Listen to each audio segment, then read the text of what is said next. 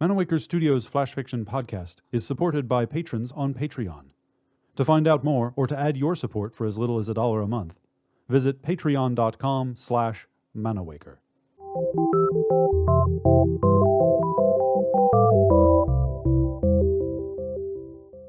Welcome to Manawaker Studios Flash Fiction Podcast. I'm CB Drogi. This week, Event Horizon by Michelle Kaseler. Papa doesn't turn from the television when I get home from school. Empty beer bottles litter the floor, and the house smells like sweat and stale French fries. I have to get out. Snow crunches under my boots as I make my way to the frozen lake. The late afternoon sun burns through gauzy clouds like a naked bulb. I sit on the old stump. We used to picnic here in the summer, Papa, Mama, and me. He wasn't much of a cook, but he made a mean potato salad. We'd pass binoculars round and watch the birds. One of them would always claim to see a cerulean warbler. "Up there, Shan, in that tall tree." When I'd finally give up and turn back to them, they'd be kissing. That was before Mama got the new job with longer hours, before everything fell apart. Shadows grow long, and my breath fogs the air. I tug the knit cap that Mama made down to my eyebrows. It's too small to go any lower. Only the slightest fuzz of sunshine is visible over McCarthy's Hill. Everything is frozen and still, like I'm the only living thing on earth. Would that be so bad? The kids at school avoid me for the most part, but I pick up words through their whispers. Dad, jail, Mom, suicide. Justin Powers didn't whisper. "I guess your parents did whatever they could to get away from you. How long has your dad been out of jail? I bet he's planning another crime 'cause he's sick of looking at you." I twist my ponytail stiff as a rope. Mama's hair had been the same shade of blonde at 14 when she met Papa. All of her pictures are in the attic now, and when he talks to me, he looks over my shoulder. I blow on my hands and stuff them under my armpits. It's a moonless night, Mama's favorite. "See that ribbon of light, Shan? That's the milk in the Milky Way, free to shine when it's not obscured by moonglow."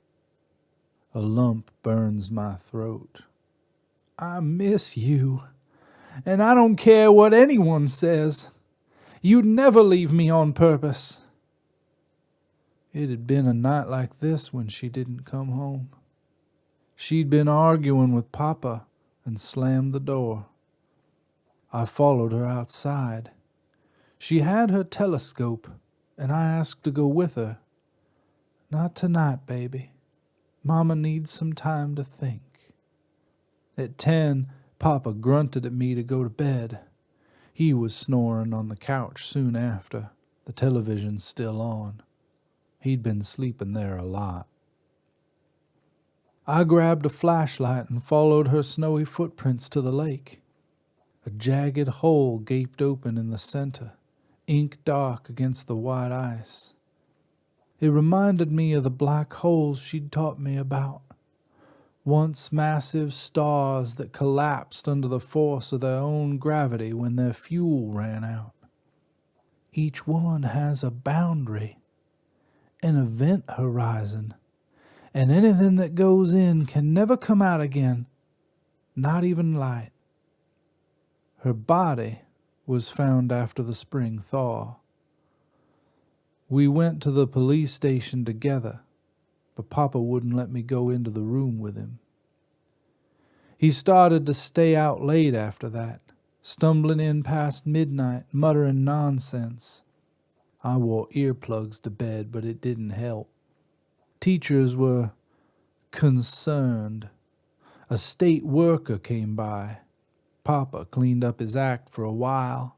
We'd eat dinner together, play cards, watch birds on weekends. Then one night he went out to celebrate a friend's birthday.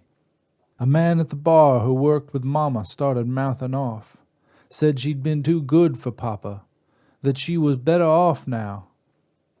Papa punched him bad enough to give him brain damage. I throw a stone across the ice. It echoes, chirpy and metallic, like something from another world. At least that guy didn't have any kids. I step out onto the lake, willing it, daring it to shatter and swallow me up too.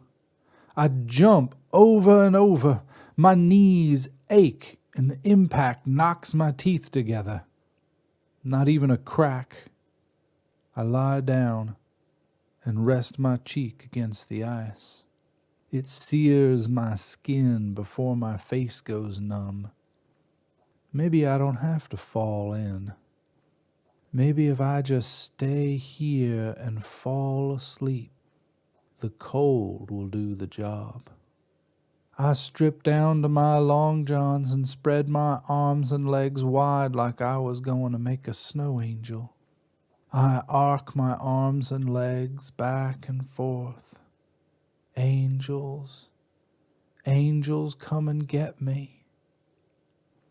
A ball of white light burns a hole in the night sky. The stars fade away and a glowing figure draws near. Mama. I reach for her. Mama, take me with you. She looks at me with pained eyes and shakes her head before she fades into the forest.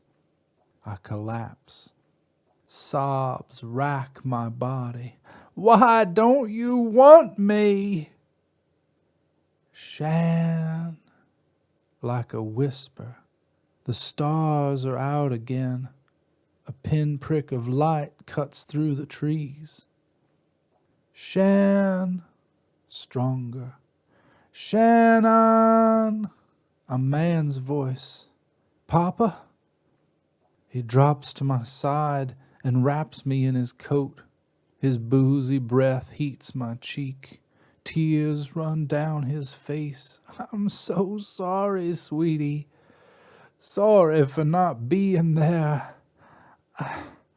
I'm just lost. I bury my face against him. Me too. I keep thinking, what if I'd said something different that night? Went after her. It eats me up every day, but tonight, somehow, I knew she forgave me, and she brought me here. He rubs his eyes and nose with his sleeve. I can't lose you, too. He places my knit cap on my head. I put my arm round him, and we walk home together. This has been Event Horizon, written by Michelle Kaseler, and originally appearing in With Painted Words. For more information about Manawaker Studios' other projects, including books and games, visit manawaker.com, which is also where you should go to learn more about the authors featured on this podcast or to get details about submitting a story. The Flash Fiction Podcast theme song is by Kevin MacLeod. Manawaker Studios' director of DICE is Ben Baston. I'm CB Droege. You can follow me on Twitter and Facebook at CBDROEGE. Thanks for listening.